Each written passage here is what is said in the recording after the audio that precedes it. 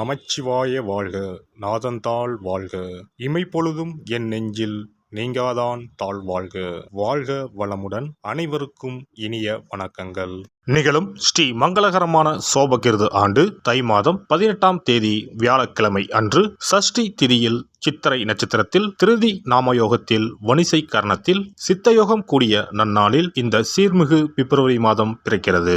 பிறக்கப் போகும் இம்மாதம் உங்கள் வாழ்வில் வளமும் நலமும் செல்வ செழிப்பும் பெற்று புதிய வாய்ப்புகள் புதிய வெற்றிகளுடன் மங்களகரமாக அமைய எல்லாம் வல்ல இறைவனை உளமாற வேண்டி விரும்பி கேட்டுக்கொள்கிறேன். இம்மாத கிரக நிலைகளை பார்க்கும் போது மேசத்தில் குரு பகவான் சஞ்சாரம் செய்கின்றார். சனி பகவான் கும்பாராசியில் பயணம் செய்கிறார். ராசிக்கு 6ஆம் இடத்தில் கேது பகவானும் 12ஆம் வீட்டில் ராகு பகவானும் பயணம் செய்கின்றனர். சுக்கிரன் புதன் செவ்வாய் ராசிக்கு 9ஆம் இடத்தில் சஞ்சாரம் செய்கின்றனர். ஜனவரி 15ஆம் தேதி சூரிய பகவான் மகர ராசிக்கு மாறியதை தொடர்ந்து பிப்ரவரி 1ஆம் தேதி புதன் பகவானும் பிப்ரவரி 5ஆம் தேதி செவ்வாய் பகவானும் மகர ராசிக்கு பெயர்ச்சியாக உள்ளனர். இதனால் பிப்ரவரி மாதத்தின் தொடக்கத்திலேயே 3 கிரகங்களின் சேர்க்கை நடக்க உள்ளது.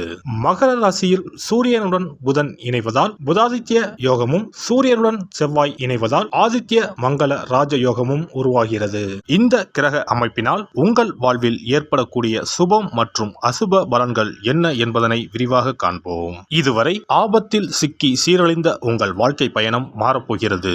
இப்படியும் ஒரு வாழ்க்கையா என மனக்கசப்பில் வாழ்ந்து வந்த உங்களுக்கு இனி வசந்தம் வீசப்போகிறது.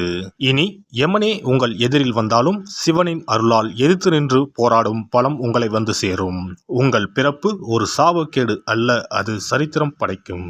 சிம்ம ராசி அன்பர்களே, இம்மாதம் முழுவதும் சூரியன் கேது சுக்கிரன் புதன் ஆகியோர் நன்மைகள் தருவார்கள். குடும்பத்தில் மகிழ்ச்சியும் உற்சாகமும் காணப்படும். எதிரிகளின் சூழ்ச்சிகளை முறியடிப்பீர்கள். வெளி வட்டாரத்தில் செல்வாக்கு அதிகரிக்கும். உறவினர்களும் நண்பர்களும் மிகவும் உதவியாக இருப்பார்கள். கணவன் மனைவிக்கு இடையே அந்யோன்யம் அதிகரிக்கும். திருமணம் வளைகாப்பு போன்ற சுப நிகழ்ச்சிகளால் வீட்டில் மகிழ்ச்சி நிலவும். சிலருக்கு குழந்தை பாக்கியம் கிடைக்கும். மாத பிற்பகுதியில் உறவினர்கள் வகையில் சிறு சிறு பிரச்சனைகள் ஏற்பட சாத்தியம் உள்ளதால் பொறுமையுடன் இருப்பது மிகவும் அவசியம். புதிய ஆடை ஆபரணங்கள் வாங்கி மகிழ்வீர்கள். குடும்பத்துடன் வெளி இடங்களுக்கு சென்று வருவீர்கள். விருந்து விசேஷங்களில் கலந்து கொள்ளும் வாய்ப்பு உண்டு. மாதத்தின் பிற்பகுதியில் சகோதரர்களால் பிரச்சனைகளும் கடன் தொல்லைகளும் ஏற்படக்கூடும். தாயின் உடல் நலனில் கவனம் தேவை.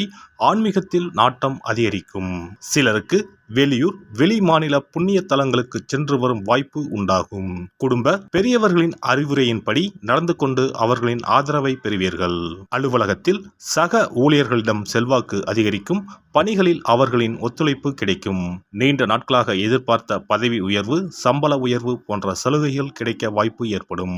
மேல் அதிகாரிகளின் அன்பும் ஆதரவும் உங்களை உற்சாகப்படுத்தும். தொழில் வியாபாரத்தில் எதிர்பார்த்த லாபம் கிடைக்கும். எதிரிகளால் ஏற்பட்ட பிரச்சனைகள் நீங்கும். புதிய முயற்சிகள் வெற்றி தரும். வியாபாரத்தை விரிவுபடுத்தும் எண்ணம் இருந்தால் அதற்கான முயற்சிகளில் இந்த மாதம் ஈடுபடலாம்.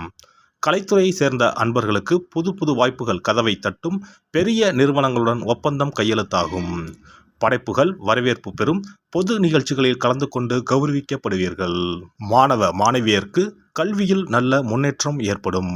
தேர்வுகளில் அதிக மதிப்பெண்கள் பெற்று ஆசிரியர்கள் மற்றும் பெற்றோர்களின் பாராட்டுகள் கிடைக்கும். குடும்பத்தை நிர்வகிக்கும் பெண்மணிகளுக்கு உறவினர்களிடையே மதிப்பு மரியாதை அதிகரிக்கும். கணவரின் அன்பும் ஆதரவும் மனதுக்கு மகிழ்ச்சி தரும். பணிக்கு செல்லும் பெண்மணிகளுக்கு அலுவலகத்தில் புதிய பொறுப்புகள் கிடைக்கும். இம்மாதம் சாதகமான நாட்கள் 3, 4, 6, 7. சந்திராஷ்டம நாட்கள் 8, 9, 10. அதிர்ஷ்ட எண்கள் 1, 7, 9. வழிபட வேண்டிய தெய்வம் துர்க்கையம்மன் முருகப்பெருமான். பரிகாரம் செவ்வாய்க்கிழமைகளில் கந்த சஷ்டி பாராயணம் செய்வதும் ஞாயிற்றுக்கிழமைகளில் துர்க்கைக்கு அர்ச்சனை செய்வதும் நன்மை தரும். சிறப்பு பரிகாரம் மற்றும் ஆலய தரிசனம். புத்திர பாக்கியம் என்பது திருமணமாகி பல ஆண்டுகள் ஆகியும் புத்திர பாக்கியமே ஏற்படாத நிலை. புத்திர தோஷம் என்பது ஒவ்வொரு லக்கணத்திற்கும் வேறுபடும். பொதுவாக எந்த லக்கணமாக இருந்தாலும் 5ஆம் இடம்தான் புத்திரஸ்தானத்தை குறிக்கும். எனவே அந்த 5ஆம் இடத்தை முக்கியமாக பார்க்க வேண்டும். சேர்த்து வைத்த புண்ணியம்தான் குழந்தையாக பிறக்கும் என்று பழமொழி உண்டு. அந்த வகையில் 5ஆம் இடம் பூர்வ புண்ணியஸ்தானமாக இடமாகவும் திகழ்கிறது. தாய்மாமன், தாய்வழி உறவுகள் ஆகியவற்றை குறிப்பதும் 5ஆம் இடம்தான். 5ஆம் இடத்தில் பாவக்கிரகங்கள், அதாவது ராகு, செவ்வாய், சனி அல்லது சூரியன் அமர்ந்தால் ஒரு சிலருக்கு குழந்தை பாக்கியம் இல்லாமல் போகும் அல்லது தாமதமாக கிடைக்கும்.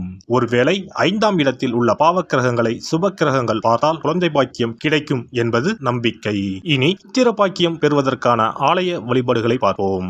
செவ்வாய் பகவானின் அம்சமாக கருதப்படும் முருகப்பெருமான் வழிபாட்டை தவறாமல் செய்பவர்களுக்கு நிச்சயமாக புத்திர பாக்கியம் கிடைக்கும். குரு பகவான் வீற்றிருக்கும் தலங்கள் அனைத்தும் சிறப்பு வாய்ந்தவைதான். ஆலங்குடி குருஸ்தலம், திட்டை குருஸ்தலம் சிறப்பான பலன்களை கொடுக்கும் ஆலயங்களாகும். அது மட்டுமல்லாமல் சிதம்பரம் அருகே இருக்கக்கூடிய ஓமாம்புலியூர் துயர்தீர்த்தநாதர் ஆலயமும் குரு பகவானின் ஸ்தலமாகும். இந்த ஆலயங்களுக்கு சென்று தரிசித்து வருவதன் மூலம் புத்திர பாக்கியம் நிச்சயமாக கிடைக்கும் என்பதை உறுதியாகவே சொல்லிக் கொள்கிறேன். மேலும் வைத்தீஸ்வரன் கோவில் அனைத்து விதமான நோய்களையும் தீர்க்கும் ஆலயம். இது செவ்வாய் பரிகார ஸ்தலம். எனவே நல்ல சத்தான அறிவு கூர்மை மிக்க குழந்தை பாக்கியம் வேண்டுபவர்கள் இந்த ஆலயத்திற்கு சென்று வந்தால் குழந்தை பாக்கியம் பெறுவதற்கு உண்டான தடைகளை நீக்கி புத்திர பாக்கியத்தை நிச்சயம் அருள்வார் வைத்தியநாத சுவாமி. மேலும் கருவின் உருவாக இருக்கும் கருமாரியம்மன் ஆலயங்கள் அனைத்தும் புத்திர பாக்கியம் நல்கும் ஆலயங்களே. சமயபுரம் மாரியம்மன், திருவேற்காடு கருமாரியம்மன் போன்ற ஆலயங்கள் அனைத்தும் சிறப்பு வாய்ந்தவையே. அதேபோல் திருச்சிக்கு அருகில் உள்ள திருப்பட்டூர் பிரம்மா ஆலயம் பிறவி பயனை அனுபவிக்க செய்யும் ஸ்தலம். திருப்பட்டூர் பிரம்மாவிடம் வேண்டுதல் வைக்க குழந்தை பாக்கியம் கிடைக்கும். திருச்செங்கோடு அர்த்தநாரீஸ்வரர் ஆலயம் புத்திர பாக்கியத்தை அருளும் முக்கிய ஸ்தலம். குருவாயூர் கிருஷ்ணர் ஆலயமும் ஸ்ரீரங்கம் ரங்கநாதர் ஆலயமும் குழந்தை பாக்கியத்திற்கு வழிகாட்டக்கூடிய வழி கிடைக்கக்கூடிய அற்புத திருத்தலங்கள். இந்த ஆலயங்களில் துலாபாரம் என்னும் வேண்டுதல் வைத்து வந்தால் குழந்தை பாக்கியம் உடனே கிடைக்கும். குழந்தை பேறு பெற்ற லட்சக்கணக்கான பேர் இங்கு வந்து நேர்த்தி கடன் செலுத்துவதை தினந்தோறும் காணலாம். அதேபோல் அத்தி மரத்தை நட்டு வளர்த்து வருவதும் அத்தி மரத்தை பேணி காப்பதும் குழந்தை பாக்கியத்தை தரும். தான தர்மங்களும் புத்திர பாக்கியத்தை தரும்.